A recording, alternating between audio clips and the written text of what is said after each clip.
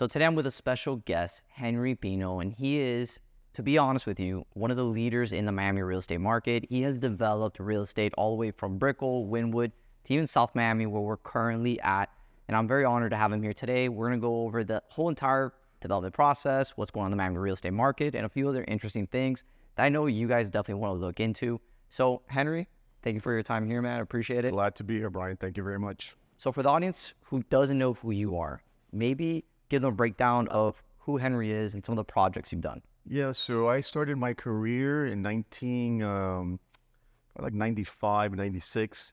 And the first real development that I did as an urban infill developer, meaning that I do things in, urban cities like downtown Miami, downtown Fort Lauderdale, and West Palm.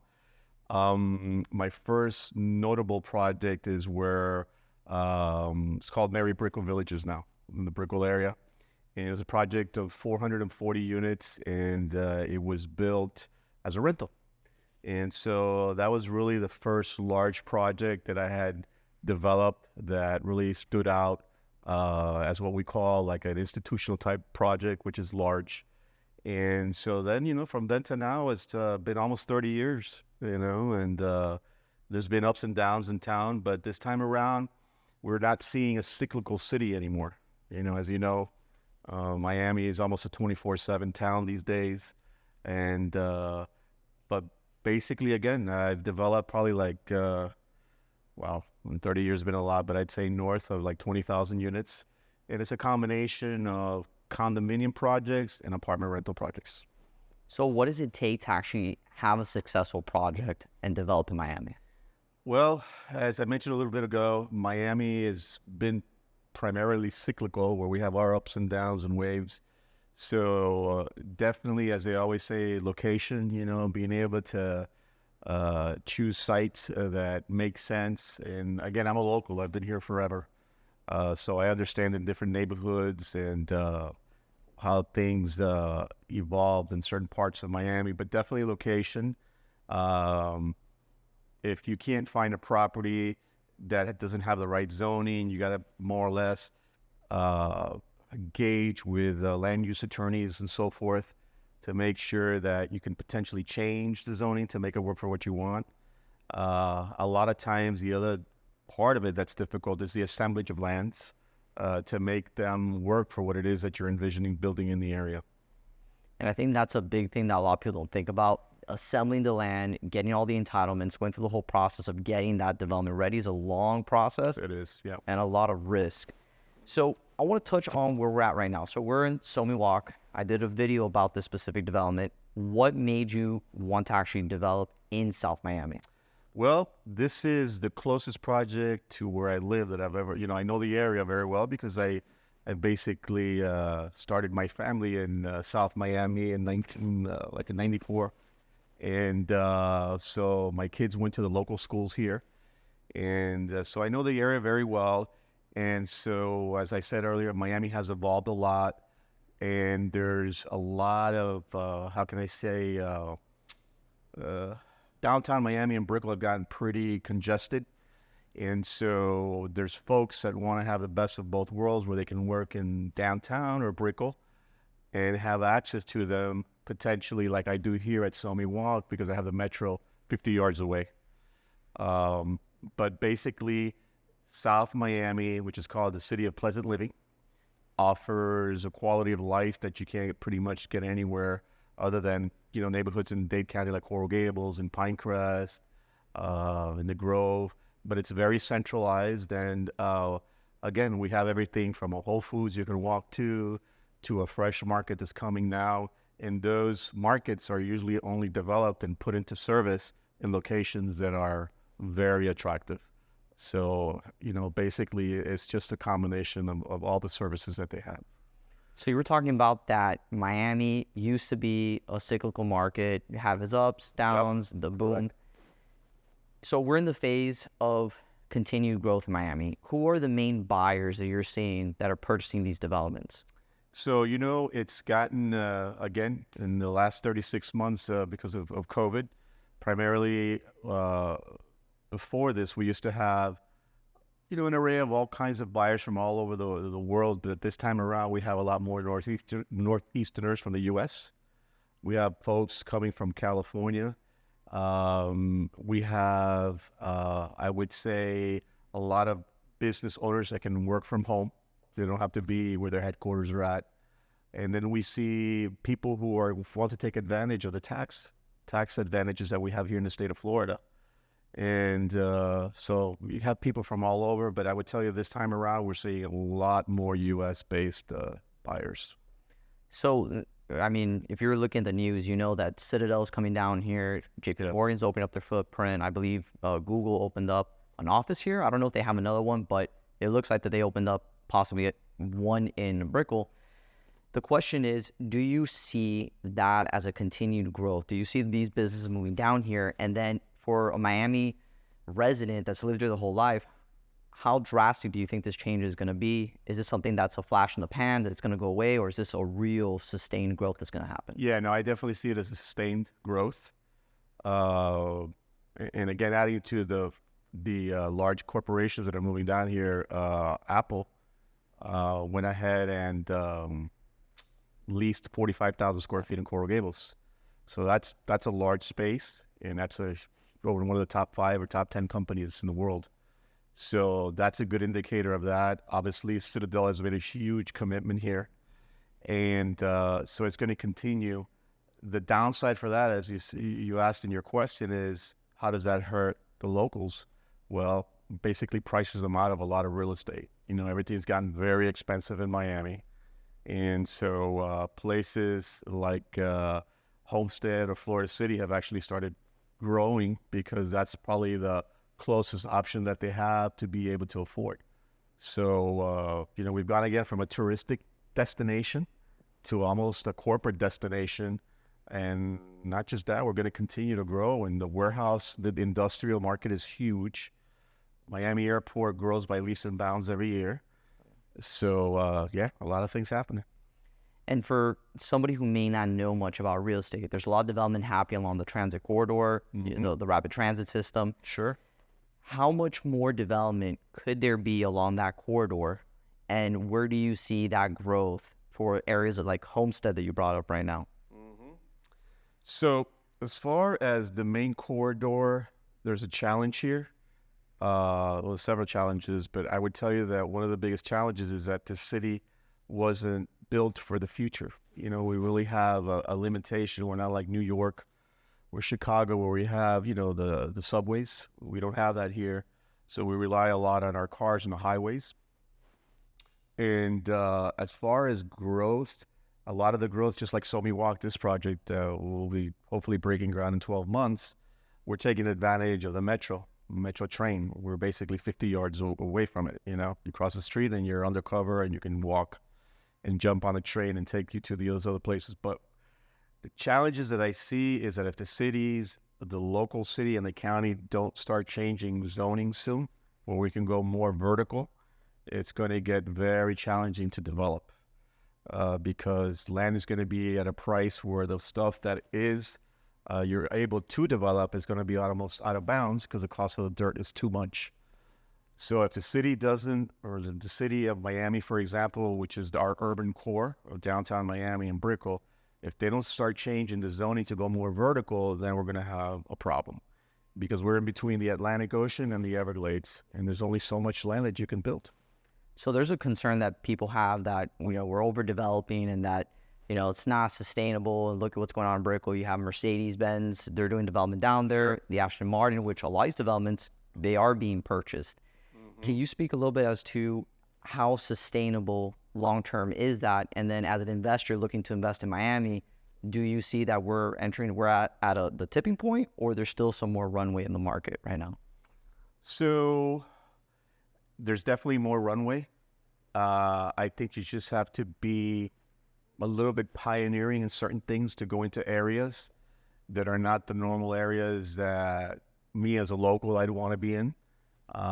Case in point, I sometimes run into situations where I had looked at a piece of property and I passed on it, but folks have come in, developers from other parts of the country, see something that I don't see, because they see an opportunity, and I say, well, this is not really the most optimal location to build, so I'll pass on it.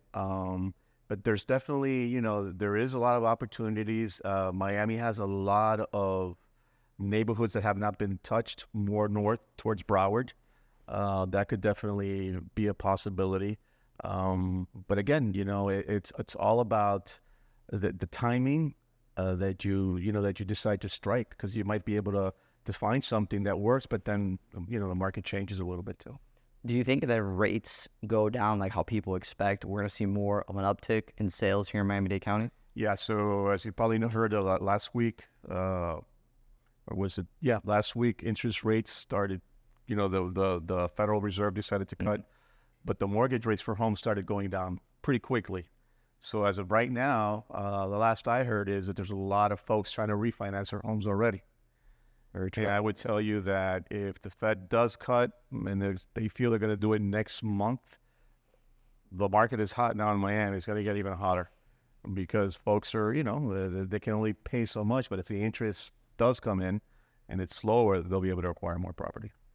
So the large developments that are happening right now, and which I think your product is very unique, is that there's a lot of multifamily, but only for rent. Correct. Why do you think that type of asset class, we're seeing more of it coming online in Miami-Dade County as opposed to ownership style like what you're providing here? Well, so obviously, the interest rates that we were just talking about for the locals has been a hindrance for people buying more. When you rent, obviously, especially with people that are coming in new and they're young professionals, they'd rather rent first and see what they can do. But we've had something happening here recently that's why I'm going after this type of products, is that we're developing units that are no larger than like 800 square feet. It's a 2-bedroom. So what ends up happening there is that the end price point for that unit is not as if it was 1,200 square feet. It's more efficient, it's smaller, but people are looking at the end price point. Now, the issue there is the deposits or the down payments for the local buyer. So those local buyers, it's easier for them to put a deposit on an apartment and live in there for a while until they get, up to speed and be able to purchase something. But as of right now, the folks that we're seeing that are coming into Miami are still, a lot of them are used to buying with large deposits. That is the case in my 2 active projects right now. And that's the thing, like what we're noticing now is more purchases are happening for new inventory. Like for example, like the developments you have. Sure. Because of what's currently going on in the condo market. And we were talking about it a little while ago off camera, but with what's going on in the condo market right now, with the high assessments, with the HOA, where everything that happened with Surfside, insurance premiums, everything, they're being unbearable. What do you think homeowners or these associations should be thinking about in regards to trying to maintain or save the homes that they live in? So each case is different, as you know, depending on where the actual older condo project is at.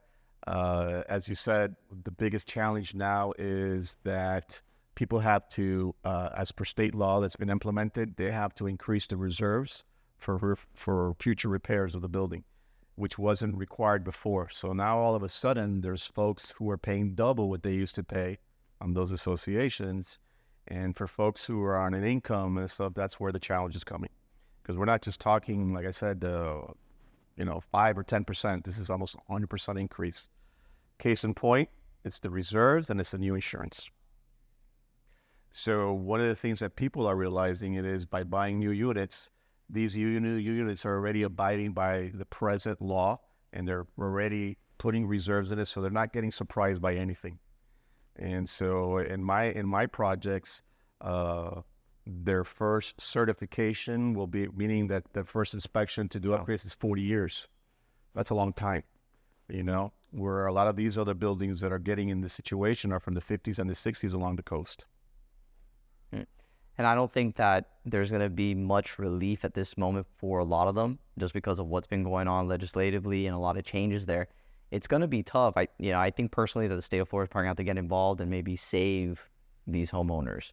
I agree. I think they're going to have to step in because now this law was just passed in July, the beginning of July. So we're in the middle of August. It's only been 45 days.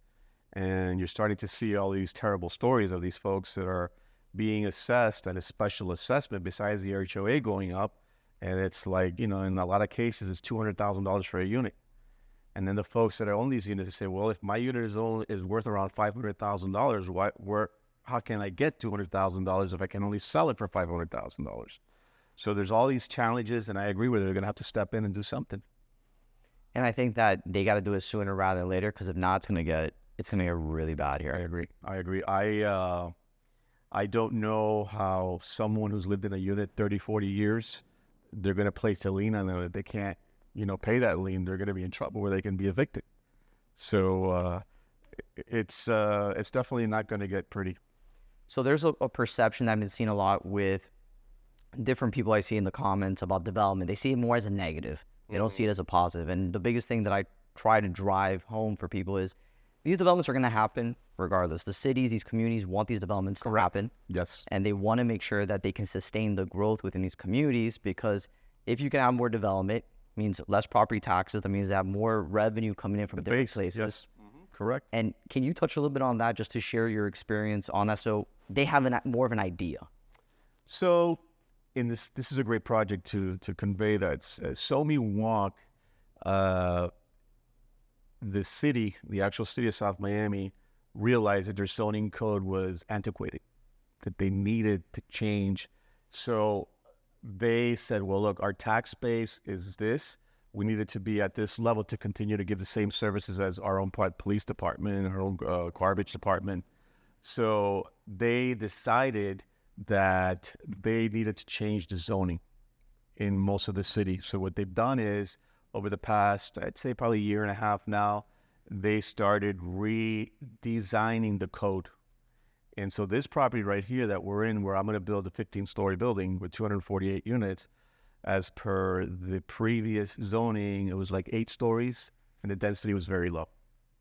So now they see the opportunity to do this, and they're really hoping that we do well, and we're going to do well, because we see already that this is the first project of this category in the city because of the change in zoning.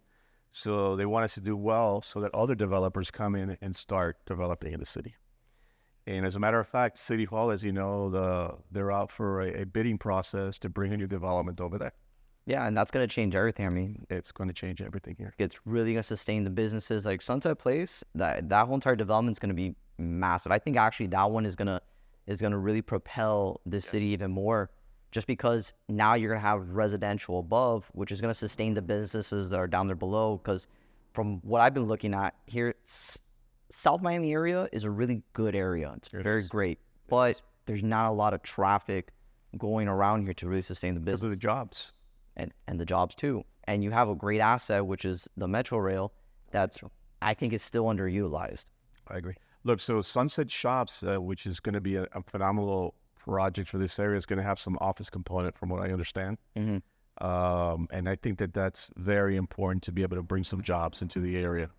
And again, it's starting to grow now because of the zoning changes. Because before, you can't even do an office building here. If you could, it would probably be just a typical, 3 or 4 story building with 40,000 square feet. But now they're actually going to generate something that's actually going to bring more jobs, we feel. Do you think that this work from home trend is something that's going to be more sustainable long term, that people are going to be doing this? And if so, have you been thinking more about that within your developments, how you're going to incorporate that? No, absolutely. And I think it's going to be, it's not going back to how it was before. And as you know, we have an issue with commercial real estate these days because people are working more from home, and office space is becoming abundant in the rest of the country. But there's a development in the Brickell area that they actually developed it with the component where you live in, but along with it, you have an office space of 100 square feet in the lower floors. And so what that's creating is a work environment, but you're within the same building. So that's a very good example of where I think it might end up going. So you touched on lightly of the commercial real estate market. There's a huge debt bubble that's coming. Yes. That's coming due between 2025 to 2026.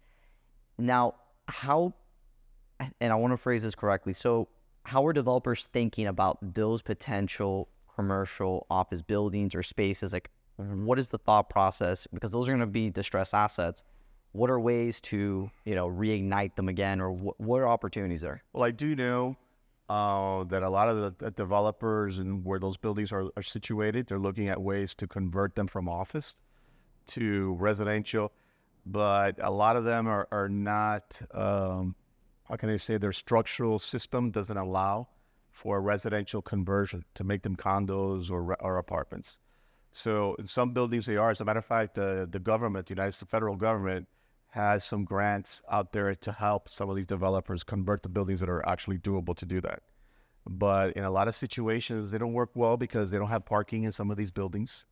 The air conditioning systems it's very, very expensive, bottom line. So that's really the challenge there.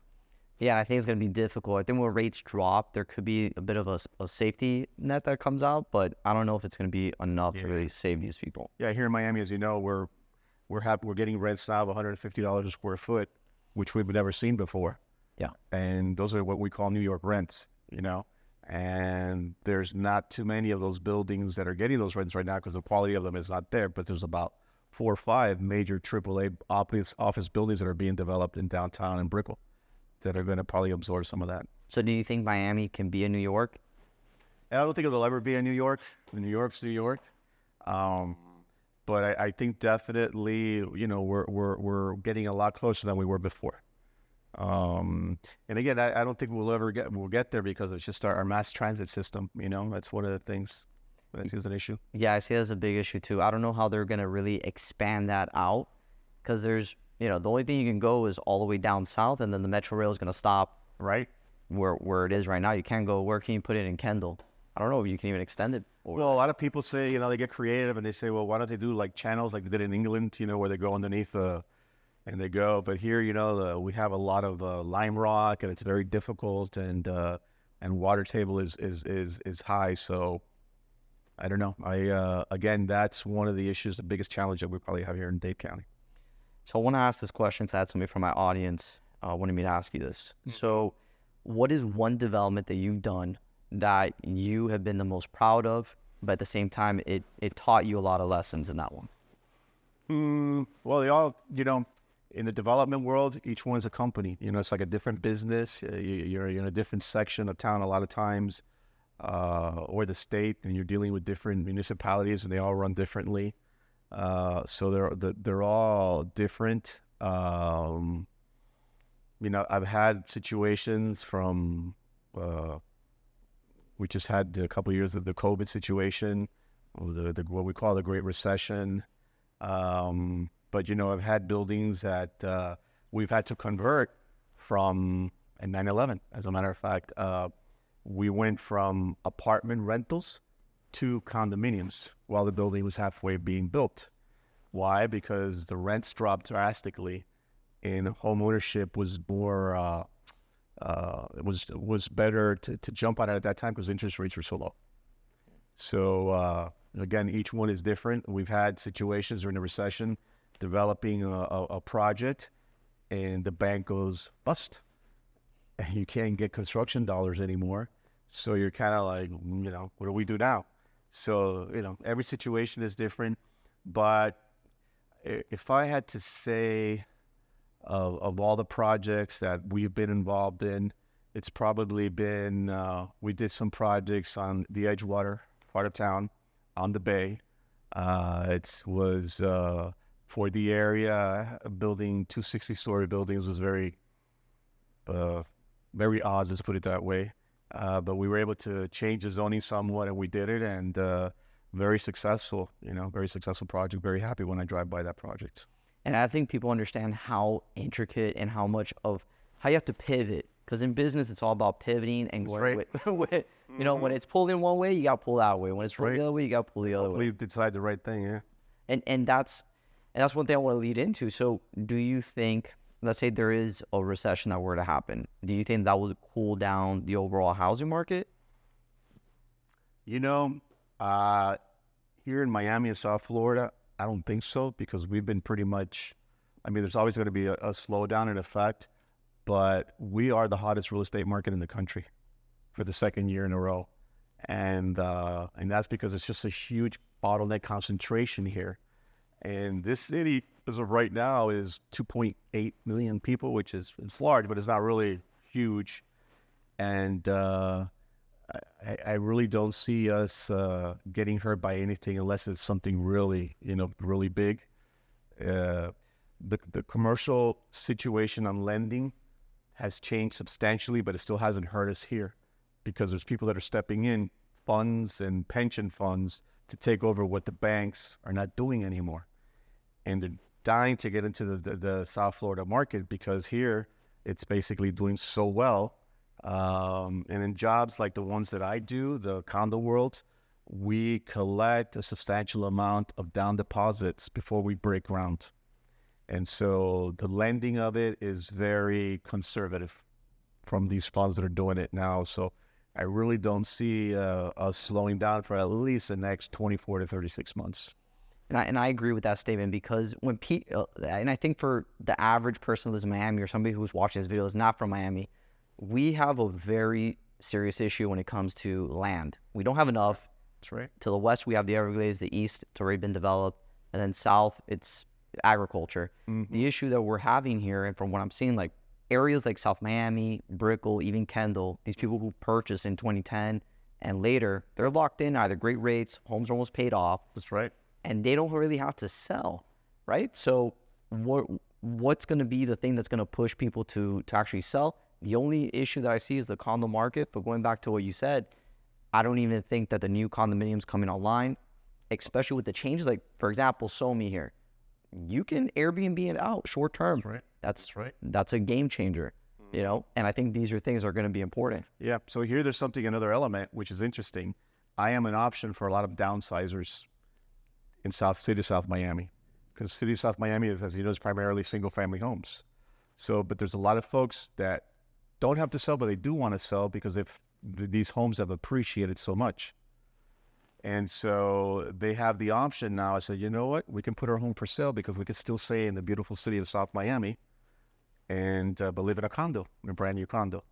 And so they can take advantage of that. And we're seeing some of those buyers coming in already.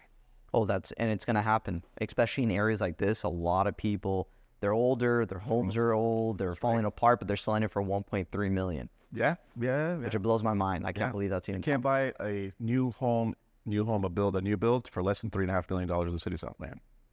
That's crazy. So here, the most expensive product we have is a 2-bedroom at like $840 to $850. So it's fantastic. So before we wrap this up, I want to ask you one final question, and basically, where do you see the biggest opportunity in South Florida, and where do you see what market that's going to have a lot of growth potential?